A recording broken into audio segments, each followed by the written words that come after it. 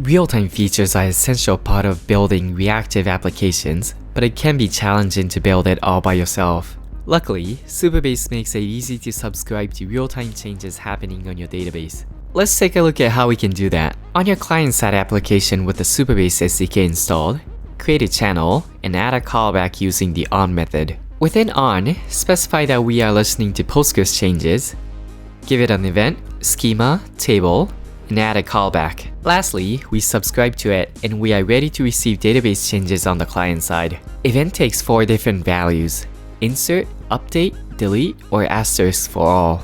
In order to start receiving these changes though, we also need to set some configuration on our Supabase dashboard as well. Real-time feature can be enabled on a per table basis. To enroll a table in real-time, you can go to Database, Replication, find the Supabase real-time publication, and enable it for the table that you want to get notified for. Let's go back to the code, and with the setup on our dashboard completed, we can subscribe to real-time changes on our client. Payload contains information about the event. Event type contains whether the event was an insert, update, or delete.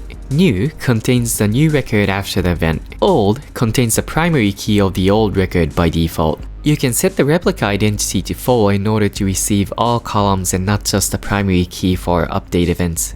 There are some filters available to further control which rows to get notified for. At the time of this recording, there are 7 supported filters, but our real-time team is always working towards supporting more. EQ for rows where the column equals a certain value, NEQ for rows where the column does not equal a certain value, LT for rows where the column is less than a value, LTE for rows where the column is less than or equal to a value, GT for rows where the column is greater than a value, GTE for rows where the column is greater than or equal to a value, in for rows where the column is in one of the values specified. And with that, you can easily subscribe to real-time changes on your Supabase database from your application. Head to supabase.com to learn more about our real-time features and much more about Supabase.